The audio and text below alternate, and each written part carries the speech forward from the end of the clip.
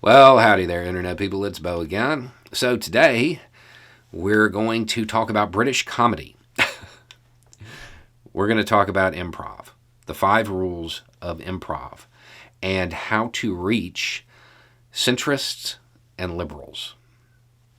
Okay. Everybody's familiar with whose line is it anyway, right? That's kind of what we're going to be talking about. I've watched a lot of your videos on how to argue various points. They're helpful, but they're all geared towards reaching the right. How about some tips for reaching centrists or libs and getting them to a more progressive position?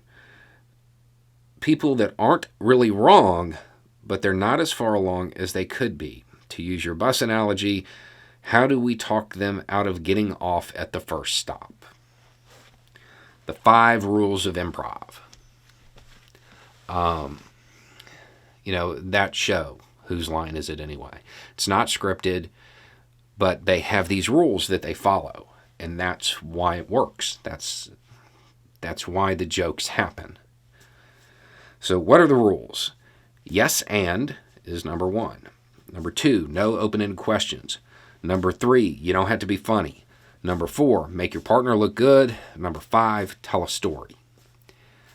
That's going to make sense in a second. Okay, so yes and. As you said, they're not wrong. They're just not as far along as they could be. So don't act like they're wrong when they say whatever they're saying. Yes, and take it a step further. Right? And I'll show you how this works in a second. No open-ended questions.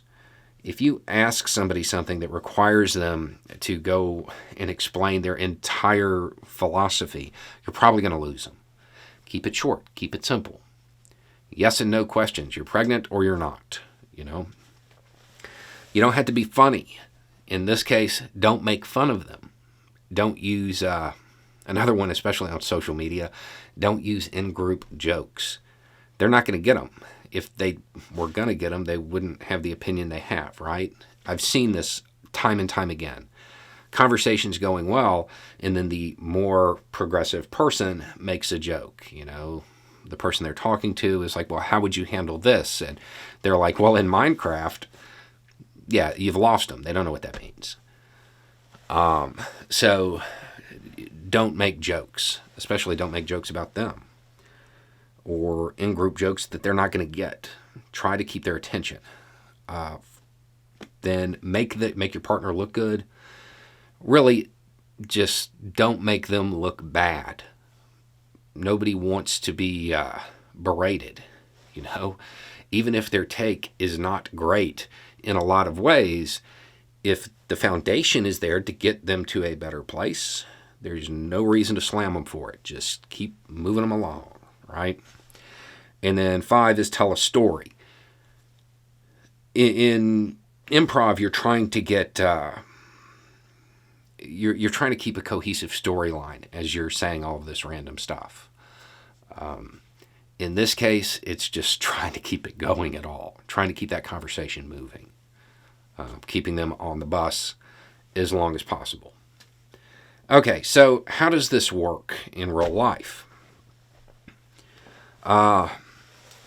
Yeah, what happened to Floyd? That was wrong, and we definitely need to change some things. But cops have a tough job. Very centrist position, right?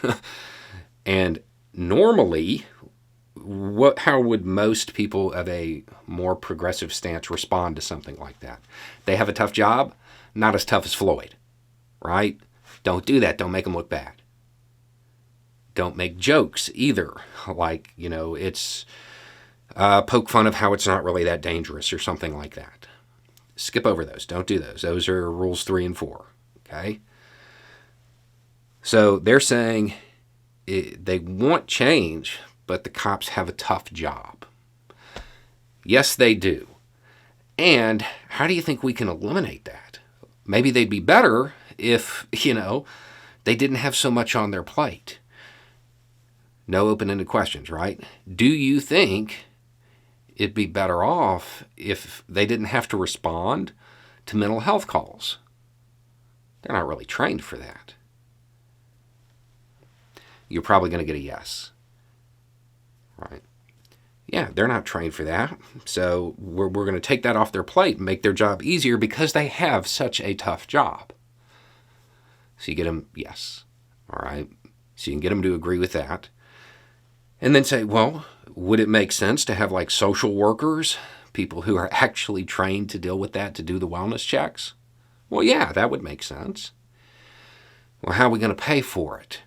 Maybe since they don't have to do those calls anymore, since the cops don't have to respond anymore, we can, pull some of the funding from there and use that to fund the social workers. 3 questions from a super centrist position to defund the police. Be nice. It's really what it boils down to.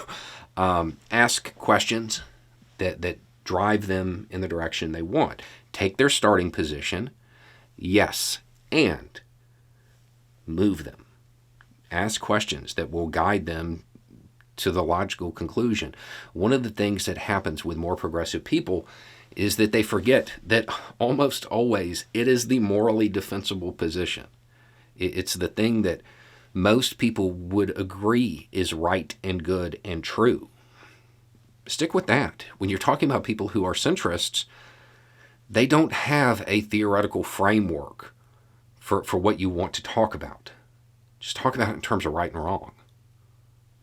Talk about it in terms of right and wrong and move them along.